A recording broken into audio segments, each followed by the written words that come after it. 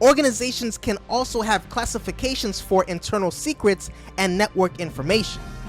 This data could be credentials that give you access to a system or a network, a plan that can give a pathway to a malicious actor. Hello, my name is Marc Drouinaud Jr. If you're new here, I do cyber-related videos. So what is data leakage and what is the prevention? How do we prevent data leakage? We're going to cover it. Boop. So this story is courtesy by ManageEngine.com and Sharik Baber at Flare Systems. So the unauthorized transmission of data from an organization to any external source is known as data leakage. This data can be leaked physically or electronically via hard drives, USB devices, mobile phones, etc., and could be exposed publicly or fall into the hands of a cyber criminal. How is data leakage different from data loss? While the terms data leakage and data loss are similar, they differ in the following ways. Data is said to be lost when it is no longer accessible. Data loss occurs primarily through hardware issues like power outages, computer failure, hard drive crashes, etc. This lost data may be restored depending on several factors. In the case of a data leak, the information is exposed outside the organization. It could be lost or be possessed by someone who does not hold the legal right to it. So here are some types of data leakage. Data leakage is classified based on how the leak occurs or by whom it is perpetuated.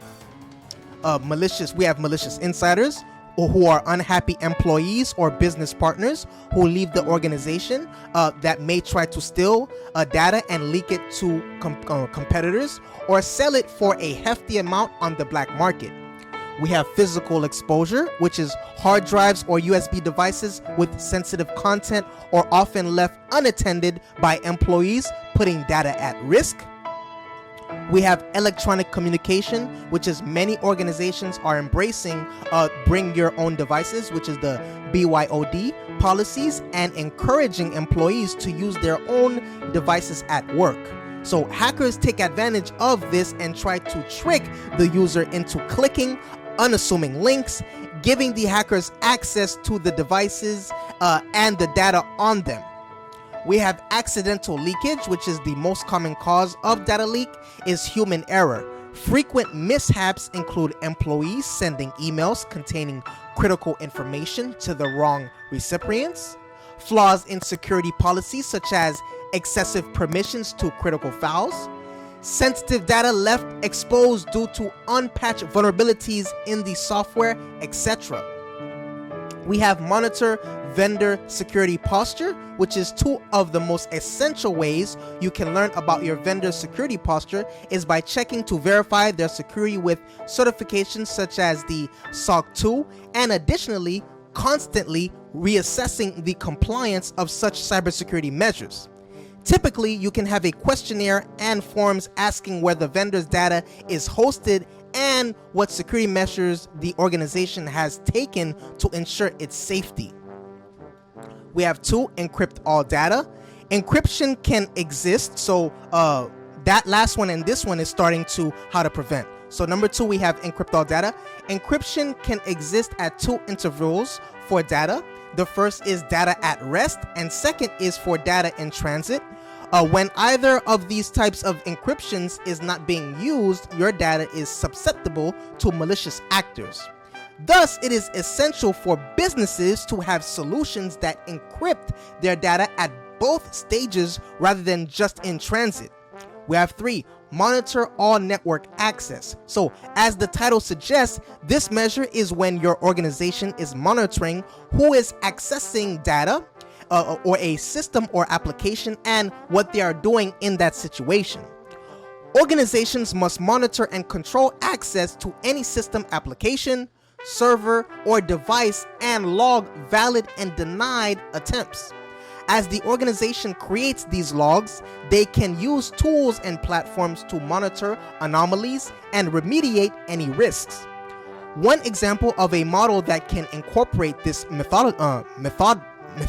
methodology is Zero Trust model. Next, we have identify all sensitive data. So organizations can put in place processes that identify all the software, solutions, and platforms they use. From there, organizations must identify which data is stored where and then classify in terms of sensitivity risk. The classification of data can be through law and regulation. Examples of data sets that are more regulated include credit card numbers, personal information, etc. Organizations can also have classifications for internal secrets and network information. This data could be credentials that give you access to a system or a network, a plan that can give a pathway to a malicious actor.